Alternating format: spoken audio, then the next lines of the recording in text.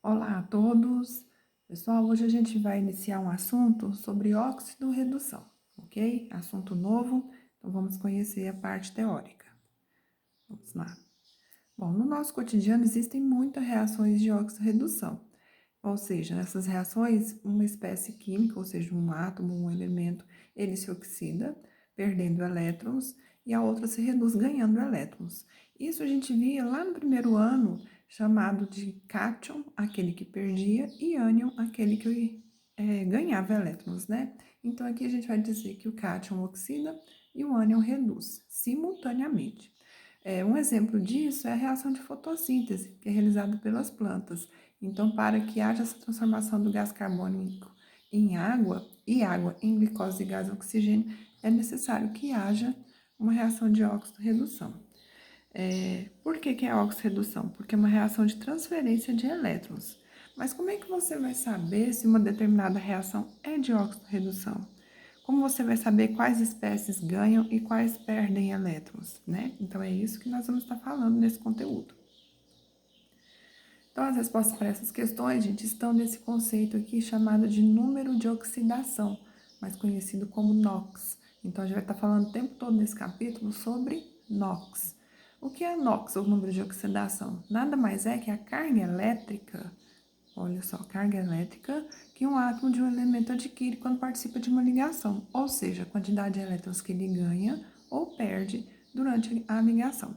Se a ligação for iônica, vai ser a carga real do elemento, né? Igual a gente conhece na tabela.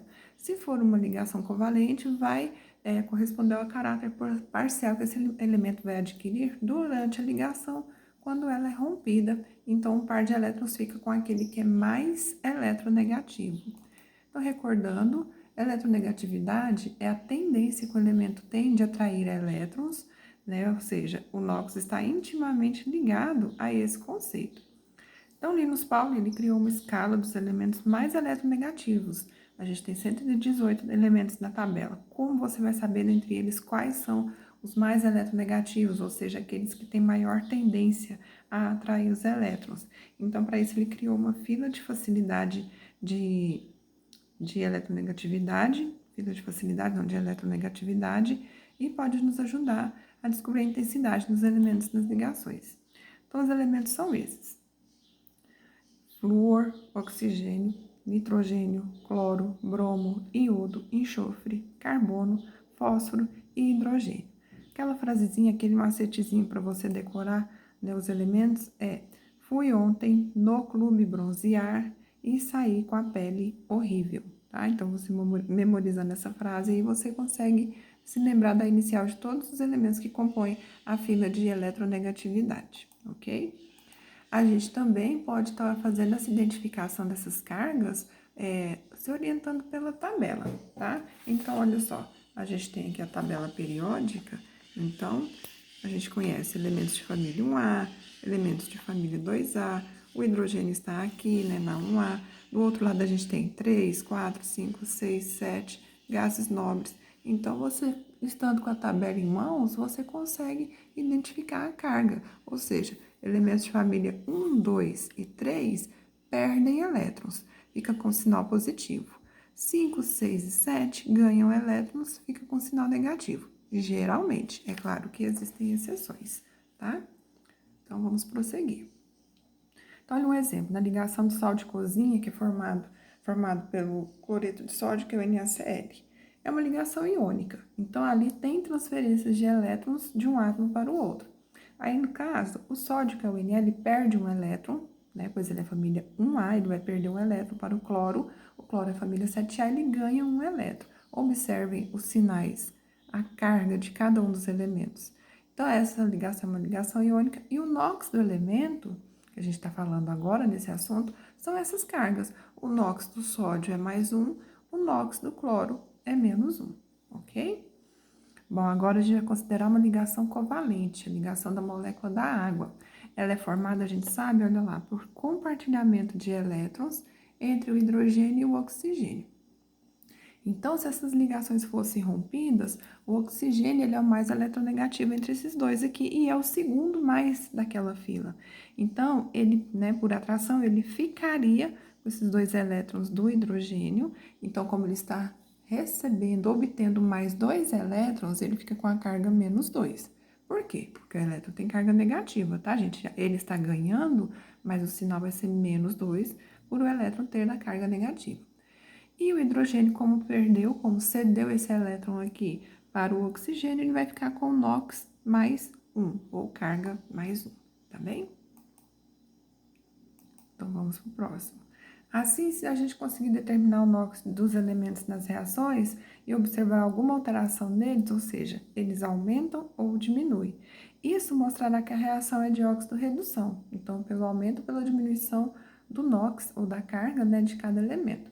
Então, a gente consegue também identificar quem reduziu e quem oxidou. Se o NOx do elemento está aumentando, ele sofre oxidação. Se o NOx do elemento diminui, ele sofre redução. Então, a gente vai ver algumas regras para determinação de NOx, e são essas regras que vão estar regendo tudo aqui que nós vamos fazer e calcular nessa parte do capítulo. Então, primeiro, toda substância simples, o NOx sempre é zero. Gente, vamos relembrar o que é substância simples? São aquelas formadas por apenas um tipo de elemento, tá? Então, veja que N2 são 2 átomos, mas a letra, o símbolo aqui representa apenas um elemento. Então, apareceu elementos que compõem substância simples, o NOx dessa substância vai ser zero. Por quê? São átomos iguais. Então, ali na transferência de elétrons, não tem um que tem mais ou menos. A quantidade de elétrons é igual, ok? Então, nesse caso, o NOx vai ser igual a zero. Olha outro exemplo. O oxigênio, O2, substância simples. O átomo de ferro, que é um elemento só, né? A gente só tem um elemento ali, um átomo, que eu quero dizer. Então, a gente sabe que ali também é uma substância simples, ok?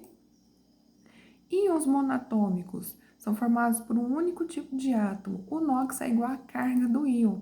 Então, por exemplo, se você tem lá Na mais 1, se o elemento apareceu com um sinalzinho, né, um mais ou menos, a carga dele é referente ao NOx. Então, aqui é um íon monatômico NOx mais 1. Oxigênio menos 2, NOx menos 2, é um íon diatômico. Flúor, menos 1 ou menos, também NOx menos 1. O fato do sinalzinho de menos estar antes ou depois do número, gente, não vai fazer diferença nenhuma, tá? Não influencia em nada. E os compostos? A soma dos NOx tem que ser igual à carga daqueles íons, ok? Depois a gente vai ver exemplos. E substâncias compostas, a soma do NOx de todos os elementos que compõem a substância tem que ser igual a zero. Então, não importa se são só 2 elementos, tipo a água, H2O a gente viu, ou CO2, ou uma fórmula maior, como por exemplo do ácido sulfúrico, H2SO4, a glicose, C6H12O6. Sempre a soma do NOx de todos os elementos tem que ser igual a zero, tá?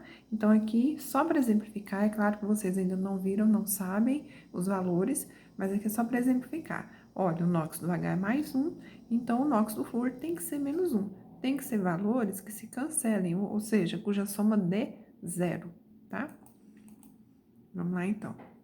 Existem alguns NOx que são fixos, e isso nos ajuda na hora de fazer os cálculos, porque você sabe que aquele elemento, quando ele aparecer, o valor do NOx dele vai ser sempre o mesmo, né? Então, fica mais fácil para você realizar os seus cálculos. Então, vamos ver alguns exemplos. Primeiro, metais alcalinos. Os metais alcalinos são aqueles da família 1A, esses aqui.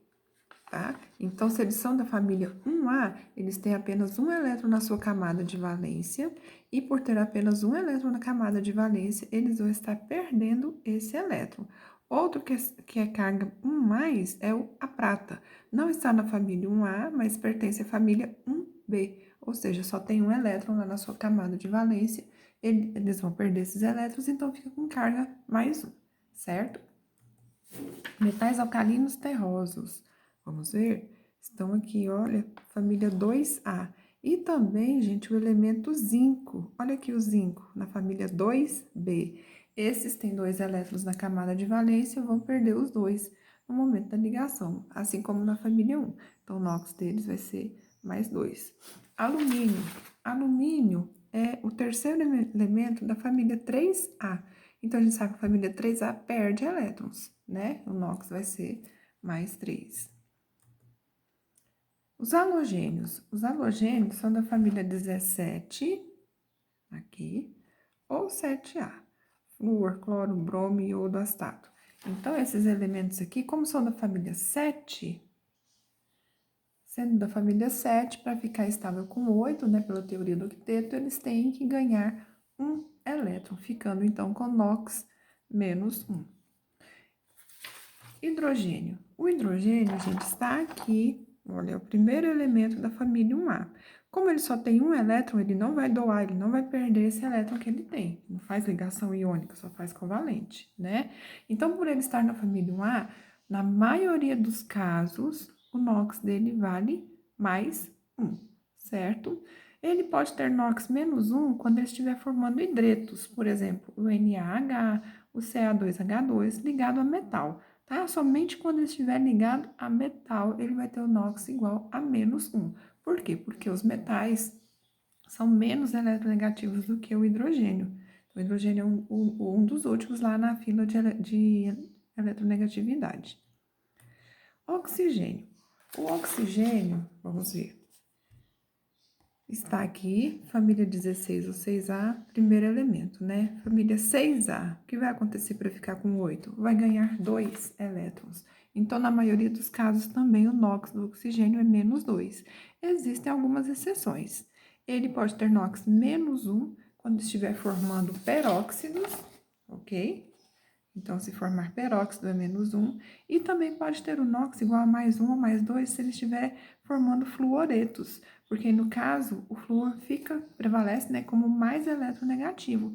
Então, ele vai estar com sinal negativo e o oxigênio com sinal positivo, certo?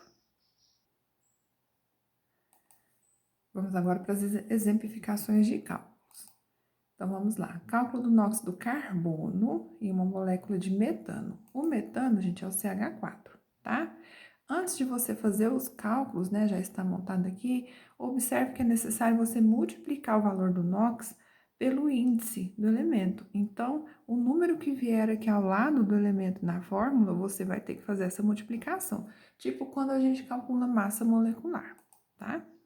Então, vejam, substância composta, a soma desses números aí tem que ser 0. Então, vejam, o carbono, a gente não sabe, tá? Então, vou colocar X para o carbono. O hidrogênio, como ele está aqui no formando esse composto, o NOx dele vai ser mais 1, e aí você vai multiplicar por 4, tá? Então, fica mais 4. Quanto vai ser o carbono para você cancelar? Então, X mais 4 tem que ser igual a 0. As somas tem que dar 0. X mais 4 igual a 0, você passa o 4 para o outro lado da igualdade, né? Isolando x igual a menos 4.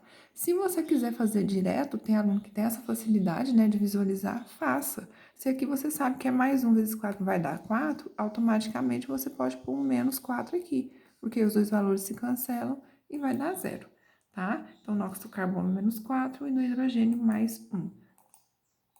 Outro exemplo. A gente vai calcular aqui o NOx do carbono e uma molécula de carbonato de cálcio. Tá vendo? Um pouquinho maior. CaCO3. Então, lá naquelas regrinhas, a gente viu que o NOx do cálcio, olha, o Ca é mais 2. Então, já está aqui. Ca mais 2. É um metal alcalino. Do oxigênio é menos 2. Não se esqueçam que a gente tem que multiplicar pelo índice, né? O número que está aqui. Então, vai ficar 3 vezes menos 2, vai dar menos 6. O carbono, nós não conhecemos o valor do NOx dele, fica X. Então, olha lá, ó, mais 2, mais X, menos 6, isola o X, X igual a 4, certo? Achar o NOx do fósforo, uma molécula de ácido fosfórico, H3PO4. Então, vamos lá, o NOx do hidrogênio a gente já sabe, é mais 1, do oxigênio menos 2. A soma tem que ser 0, tá? Então, olha só, hidrogênio 1 vezes 3, que está no índice, Px, oxigênio menos 2 vezes 4. Aqui a gente resolve as continhas, isola o x, x igual a 5, ou seja, o NOx do fósforo igual a 5. Cálculo do NOx do enxofre, uma molécula de sulfato de alumínio. Ó, aumentou um pouquinho mais o grau de dificuldade. O NOx do alumínio já foi dado, é mais 3, não se esqueçam que tem que multiplicar por 2. O NOx do oxigênio é menos 2. A soma de tudo igual a 0, tá? Então, vejam só, substituindo na tabelinha, a L, 3 vezes 2 no índice.